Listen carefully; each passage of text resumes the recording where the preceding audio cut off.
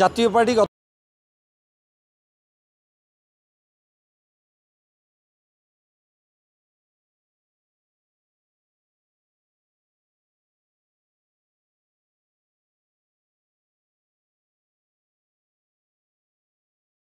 BNP শহীদ রাষ্ট্রপতি জিয়াউর রহমানের সেই বহুদলীয় গণতন্ত্রের একটি দল, অথচ এই নির্লজ্জ বেহায়া জাতীয় পার্টির সেই দিনের কথা ভুলে গিয়েছে যেদিন দেশনেত্রী বেগম খালেদা জিয়াকে বিনা চিকিৎসায় জেলের মধ্যে রাখা হয়েছে। একটা বিবৃতি পর্যন্ত তারা দেয় নাই।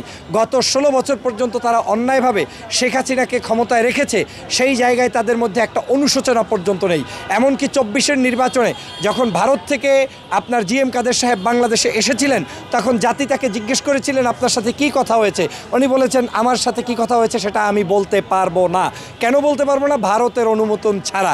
আজকে যারা ভারতের অনুমোদন ছাড়া প্রস্তাব করে না, বাথরুম করে না, অফিস করে না, রাজনীতি করে না, কর্মনীতি করে না, চাকরি করে না, তাদের তো এখন 24-এর গণঅভ্যুত্থানের পরে বাংলাদেশের রাজনীতি নিয়ে মাথা কামানোর বিন্দুমাত্র অধিকার নেই।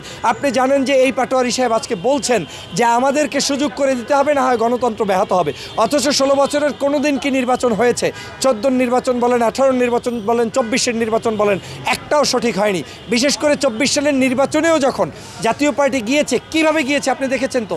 24টি আসন 26টি আসন আওয়ামী লীগের কাছ থেকে নিয়ে মাত্র 11টা আসনে তারা সেখানে মুচলেখা দিয়ে তারপরে জয়যুক্ত হয়েছে এবং সেখান থেকে তারা সংসদে গিয়েছে। 5ই আগস্টের একদিন আগ পর্যন্ত তারা যদি ওই সংসদ থেকে পদত্যাগ করতো, হয়তো জনগণ তাদেরকে মনে করতো যে জুলাই বিপ্লবের পক্ষে তারা অবস্থান নিতে গিয়ে তারা পদত্যাগ করেছে। সেটাও তারা করে নাই। আজকে তাদেরকে দিয়ে আওয়ামী লীগের বি টিম হিসাবে কাজ করানো হচ্ছে। তাদেরকে মূলত ভারত এবং রয়ের দালালরা বিভিন্নভাবে ফিট করছে। তাদের মাধ্যমে বাংলাদেশে নতুন করে আওয়ামী লীগকে পুনর্বাসন করতে চায়। এবং এই বাংলাদেশে আরেকটি কথা আপনাকে বলে রাখছি, বাংলাদেশের বর্তমান সময়ে জামায়াত ইসলাম, ইসলামী আন্দোলন বাংলাদেশ সহ এনসিপি, গণ অধিকার সহ বিরোধী মতের যারা বর্তমান সময়ের ফ্যাসিবাদ বিরোধী আন্দোলনের অন্যতম সৈনিক এবং লড়াকু সৈনিক এবং রাজনৈতিক সংগঠন, তাদের মধ্যে কিন্তু একটা ঐক্যবদ্ধ অবস্থান তৈরি হচ্ছে এবং দেশের স্বার্থে তারা কিন্তু একটা প্ল্যাটফর্মে গিয়ে নির্বাচন করার সুযোগও আছে। আমার কাছে এমনও তথ্য এসেছে যে ষড়যন্ত্রবাদীরা নতুন করে জাতীয় পার্টিকে সেই জায়গায় প্রবেশ করিয়ে যারা বাংলাদেশের স্বাধীনতার জন্য লড়াই করেছে, সংগ্রাম করেছে, 24-এর গণঅভ্যুত্থান করেছে, তাদেরকে কিক আউট করতে চায়। এটা বাংলাদেশের জন্য, দেশের জন্য অত্যন্ত খারাপ হবে। আমি মনে করি এই জাতীয় পার্টিকে এখনই বাংলাদেশের সমগ্র রাজনৈতিক দলের কাছ থেকে সম্পর্ক ছেদ করতে হবে। বিএনপি ইতিমধ্যেই তাদের ব্যাপারে বলেছে যে আজকে রিজভী সাহেবের একটা বক্তব্য ভালো লেগেছে, যে তিনি বলেছেন যে কেন তোমাদেরকে আমরা দেখতে যাব, তোমাদের সাথে আমার কারণটা কি, সম্পর্কটা কি, তোমাদের বিগত 16 বছরে কি একদিনও আমাদের কথা মনে করেছিলে? অতএব আমি সে কারণে বিএনপিকেও ধন্যবাদ জানাই। আজকের এভাবে করে প্রত্যেকটি রাজনৈতিক দল ওদেরকে একেবারে কোণঠাসা করে ফেলতে হবে, কারণ ওরা আসলে আওয়ামী লীগ আসবে, ওরা আসলে ওদের চরিত্র আসবে, আবার ফেসিবাদ আসবে। তার চাইতে আমি অনুরোধ করব বিএনপি জামাত আপনারা এক থাকেন, আপনারা একটা সুষ্ঠু সুন্দর নির্বাচনে যান। যেই দল সরকার গঠন করবে সেই দলকে নিয়ে আমরা এগিয়ে যাব, যেই দল বিরোধী দল হবে তাদেরকে নিয়ে আমরা এগিয়ে যাব। তাতে লাভ হবে এই যে জুলাই অভ্যুত্থানের সাথে সম্পৃক্ত দলগুলোই ক্ষমতায় আসবে এবং বিরোধী দলে থাকবে।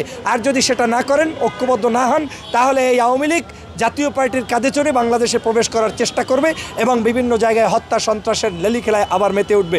অতএব আসুন, জাতীয় পার্টির এই নির্লজ্জ যে 4টে উইং আছে আপনারা জানেন, জাতীয় পার্টি জিএম কাদের, জাতীয় পার্টি আনিসুল হক, জাতীয় পার্টি রওশন এরশাদ, জাতীয় পার্টি আর একটা বিদিশা, এরা সবগুলো হচ্ছে আওয়ামী লীগের জন্য দিশাহারা। এরা কোনোদিনই আমাদের নয়। এদের দলটাকে প্রতিষ্ঠা করা হয়েছে শুধুমাত্র বাংলাদেশের এই জাতীয়তাবাদ, ইসলামী ধর্মীয় মূল্যবোধের শক্তির বিপক্ষে দাঁড় করানোর জন্য, আওয়ামী লীগের পাইরেসি করার জন্য এবং আওয়ামী লীগের সহযোগী হিসেবেই কিন্তু তারা বিগত দিনে নির্বাচন করেছে, বিভিন্ন জায়গায় তারা কাজ করেছে। অতএব জাতীয় পার্টির ব্যাপারে সোচ্চার হতে হবে।